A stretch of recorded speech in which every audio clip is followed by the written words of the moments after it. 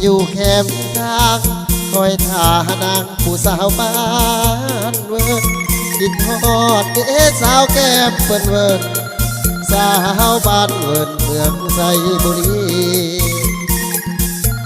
มายืนคอยท่าแก้วตากระบ่เห็นมีคอยท่าน้องก็มิดจีน้องก็ดีตัวให้ขอนั่งส่องของทางแนมหานางอยู่ใส่ดีมือก่อนน้องก็โทรหาบอกว่ามาหับน้องเน่ตาวินคอยครับเป็นอย่างนางคือหลอกอายแท้สั่งมาใจดำใจแลว่าอายแท้สั่งมาลืมกันโอ้สาวบ้านเวิร์ดคงเปิดแสงสีเมืองใหญ่คงลืมบ้านนาป่าไผ่ลืมหอยใหญ่ต้มใส่มะขามแก้วกบแมงแคงน้องกำแพงลืมแล้วบ่อนางผู้อยู่บ่คนเคยเคียงข้างลืมแล้วบ่อนางสัญญาเคยมี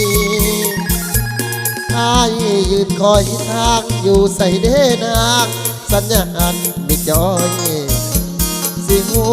อยู่บ่คนคอย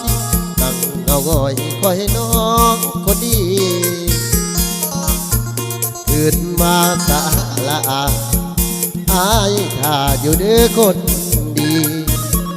สาวนาลาดินคนนี้ตัวอายลีสิ้นหวัง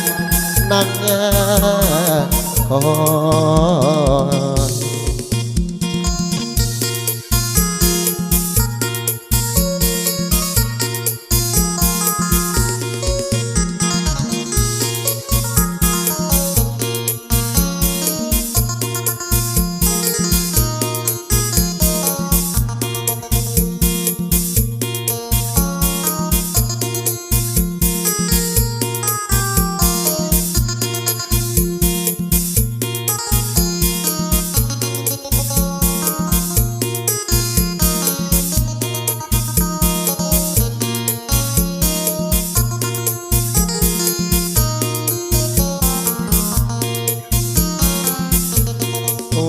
สาวบ้านเวิร์ดคงเพลินแสงสีเมืองใหญ่คงลืมบ้านนาป่าไผ่ลืมหอยใหญ่ต้มใส่มะขามแก้วกบแมงแคงน้องกำแพงลืมแล้วบ่อนางผู้อยู่บ่คนเคยเคียงข้างลืมแล้วบ่อนางสัญญาเคยมีอ้ายยืนคอยทางอยู่ใส่เดนางสัญญาอันมิดย้อยที่หูอยู่บ่คนคอย